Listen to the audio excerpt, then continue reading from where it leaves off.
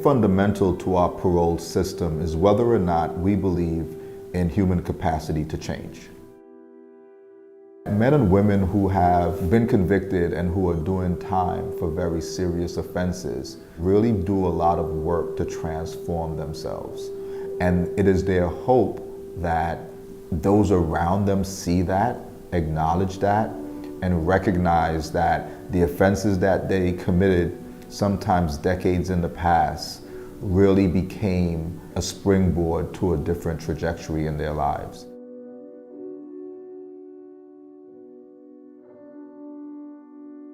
I had participated in college before college was discontinued. I had started programs that would help young people in the society and community to better their lives through access to us, men who had been incarcerated, who could potentially share their narratives, their stories, their experiences as a way to help them make better decisions.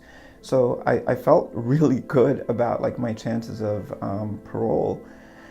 And the parole hearing was like a slap in the face. I've done everything that they consider warranted of me, and that's still not enough. Lines are drawn in the sand for different commissioners. They say they're open-minded, but that is not what I found the case to be. I think people have very strong opinions, particularly around law enforcement, heinous crimes against law enforcement, even if it was not premeditated. I walked into a room, and I know it was not supposed to be like this, but I walked into a room thinking this person's going home. Unless there's a reason I can figure out. But it's a team effort. It's not like I can't singularly release somebody. It takes two. You really do believe someone's ready to go home, and your colleagues are like, I can't do it. And it's painful. It's very painful.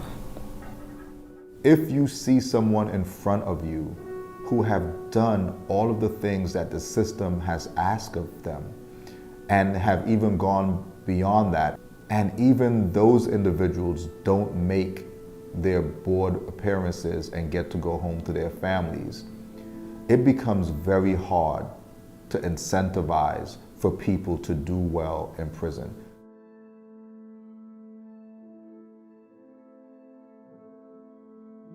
When I went, I was with another guy, and he said he had went to the board 7 times and got denied. And he refused. He said, let me sign a paper, I'm out of here. And I'm looking at him, I'm saying, oh my God, you're not even gonna give yourself a chance to go home? And he said, man, listen, this is my 7th board. They not letting me out. After been to the parole board 4 to 5 times, I don't realize it, but there's an anger growing inside of me. I want to be acknowledged in a place that doesn't acknowledge human beings.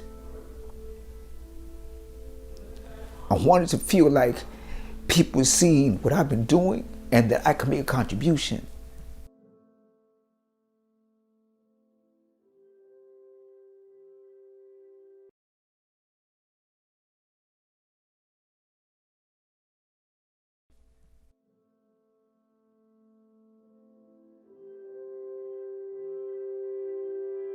I knew the kind of questions they were typically going to ask, right? And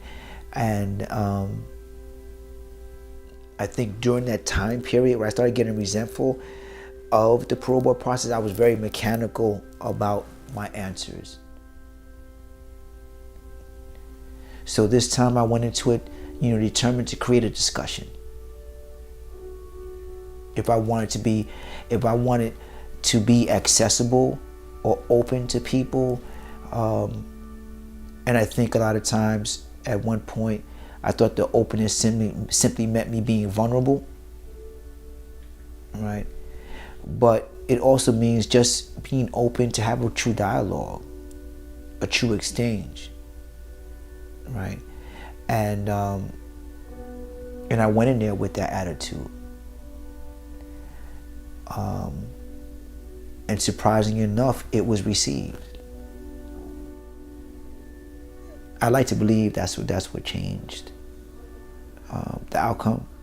What I expected from day one was people to show up and see my humanity and to really understand how I got there and to weigh those decisions. I wanted to be accountable. I never not wanted to be accountable in this system, but accountability was never afforded to me in a real way.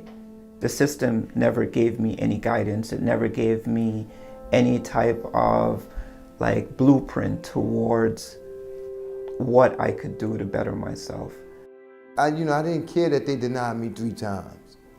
I'm looking at it like every chance I go, I'm at least giving myself a fighting chance of getting out.